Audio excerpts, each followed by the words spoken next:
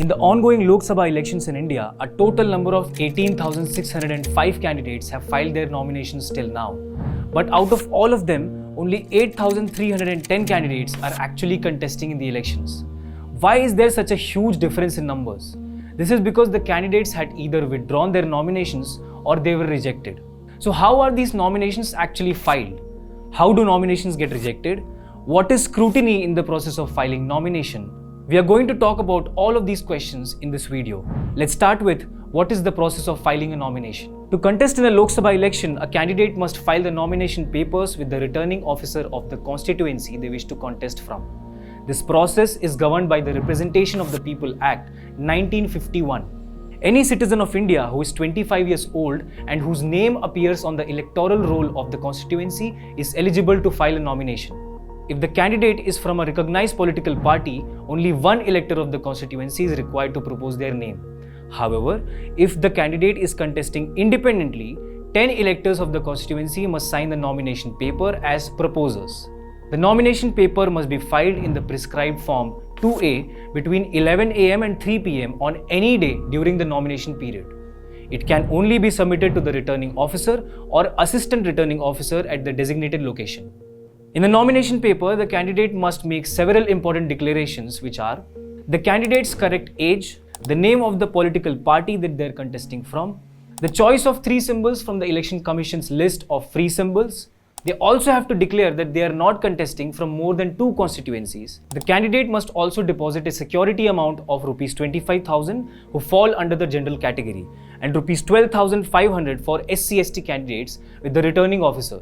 A person has to declare that they are not being set up by any other political party if they are filing the nomination as an independent candidate. What is scrutiny? Scrutiny in nomination filing is a crucial process overseen by the returning officer to ensure the validity of candidates' nomination papers. During scrutiny, the returning officer carefully examines each nomination paper to verify compliance with legal requirements. Candidates, their election agents, one proposer, and an authorized person per candidate can attend the scrutiny. The returning officer must provide reasonable facilities for inspecting the nomination papers. The scrutiny involves checking if candidates meet the qualifications, possess necessary documents, and have submitted their papers correctly. Any objections raised are addressed through a summary inquiry. The returning officer can reject a nomination paper if it lacks substantial information or if the candidate is disqualified. Why do nomination papers get rejected? To understand how nomination papers can be rejected, it is essential to consider various grounds outlined in the legal framework.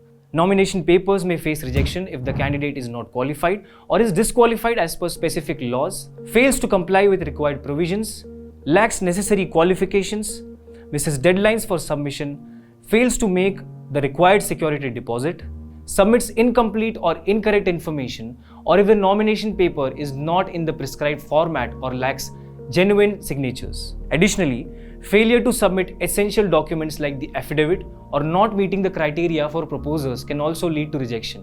What is the remedy after the rejection? After facing the rejection in the nomination filing process, candidates have specific remedies they can pursue. One common remedy is to file an election petition. Election petitions provide a legal avenue for the candidates to challenge the decision of the returning officer regarding the rejection of the nomination papers. By following the prescribed legal procedures and timelines, candidates can seek redress through the election petition process to address issues related to the rejection of their nomination. To know more about the election laws, you can watch our election series, which is available on our YouTube page and on Instagram page as well, in both Hindi and English languages. If you like this video and want to see more such content, please subscribe to our YouTube channel and follow us on other social media platforms as well.